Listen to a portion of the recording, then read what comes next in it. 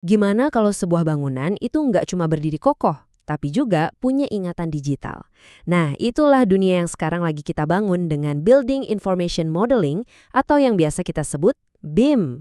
Yuk kita bedah bareng-bareng cetak biru digital yang lagi mengubah total cara kita membangun dunia. Oke, sebelum kita jauh ngomongin solusinya, kita harus paham dulu masalahnya apa. Proyek konstruksi itu secara tradisional seringkali ya berantakan.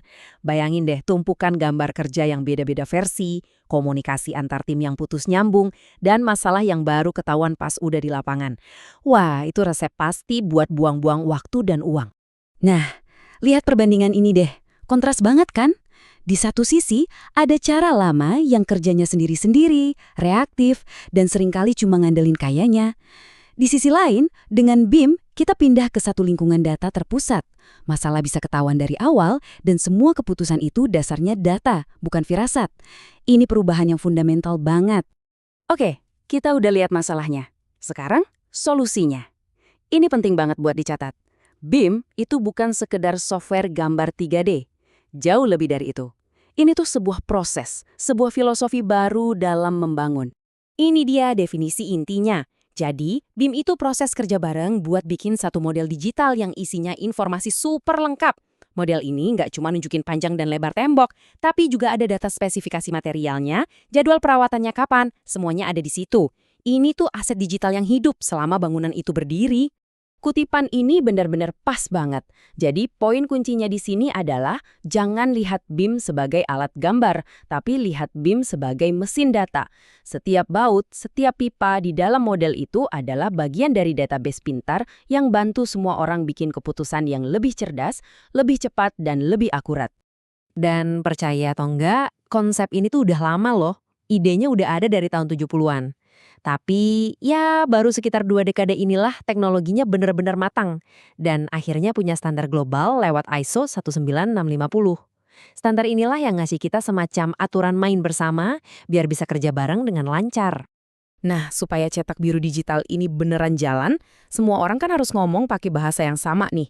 Disinilah peran standar internasional kayak ISO 19650 jadi krusial.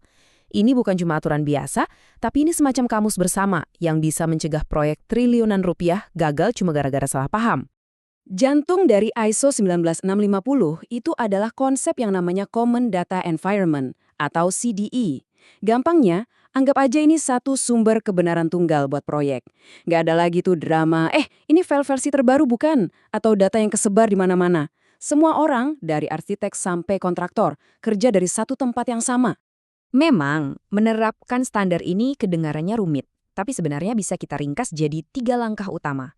Pertama, cek dulu kita ada di level mana. Kedua, bangun fondasinya, yaitu si CDE tadi.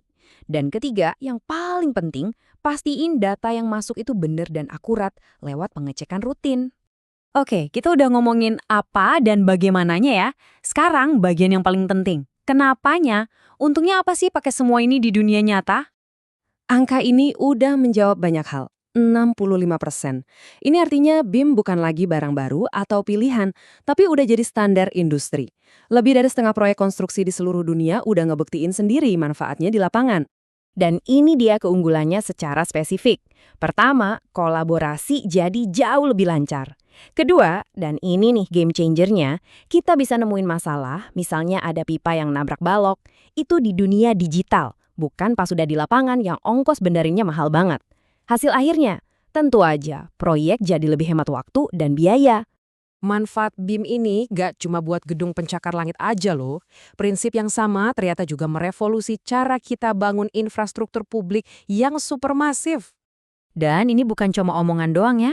Lihat aja laporan dari Administrasi Jalan Raya Federal Amerika Serikat ini. Kalau lembaga pemerintah sekelas mereka udah sampai bikin panduan, itu tandanya BIM udah jadi tulang punggung buat proyek-proyek raksasa kayak jalan tol, jembatan, sampai terowongan. Nah, kutipan dari laporan mereka ini jelas banget tujuannya, meruntuhkan silo informasi. Intinya, biar tiap tim nggak kerja sendiri-sendiri lagi. Untuk proyek infrastruktur publik yang super kompleks, kemampuan kayak gini bisa menghemat miliaran dolar dari uang pajak kita semua. Dan ini bukan cuma terjadi di satu negara, ini udah jadi tren global. Di Inggris, BIM itu hukumnya wajib buat proyek pemerintah. Belanda dan Norwegia mereka udah jadi pelopornya. Jadi udah jelas ya, ini adalah masa depan pengelolaan infrastruktur di seluruh dunia. Kalau itu tadi kondisi sekarang, gimana ke depannya? Yuk kita intip sedikit gimana BIM terus berevolusi, dan percayalah, ini bakal makin seru. Kedepannya, BIM bakal makin pintar karena ada AI. Kita nggak lagi cuma ngomongin deteksi masalah yang udah ada. Sistem AI nantinya bisa nganalisis ribuan data proyek buat memprediksi masalah konstruksi bahkan beberapa minggu sebelum itu terjadi. Jadi, dari reaktif, kita jadi super proaktif. Lalu ada juga teknologi scan to BIM. Ini keren banget. Jadi kita bisa memindahi kondisi bangunan yang udah ada, pakai laser, dan simsalabim langsung jadi model BIM yang akurat banget. Ini sangat membantu buat jembatanin dunia digital dan dunia nyata, apalagi untuk proyek-proyek renovasi.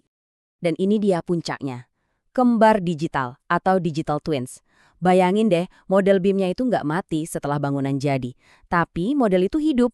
Dia terhubung langsung ke bangunan fisiknya lewat sensor, jadi bisa ngasih laporan kondisi bangunan secara real time. Dengan ini, kita bisa prediksi kapan perlu perbaikan atau gimana caranya biar lebih hemat energi. Tentu, perjalanannya nggak selalu mulus. Masih ada tantangan. Kadang software dari tim yang beda nggak bisa ngobrol. Butuh orang yang jago, dan investasi awalnya juga nggak sedikit. Tapi semua rintangan ini nggak bisa menghentikan arusnya. Arahnya udah jelas. Adopsi BIM akan makin luas.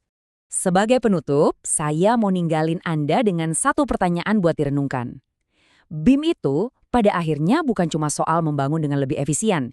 Ini soal kita menciptakan aset yang punya memori digital. Sebuah catatan lengkap tentang gimana dia dirancang, dibangun, dan dioperasikan. Pertanyaannya adalah, kalau di masa depan bangunan kita bisa bercerita, kira-kira pelajaran apa ya yang bisa kita petik dari mereka?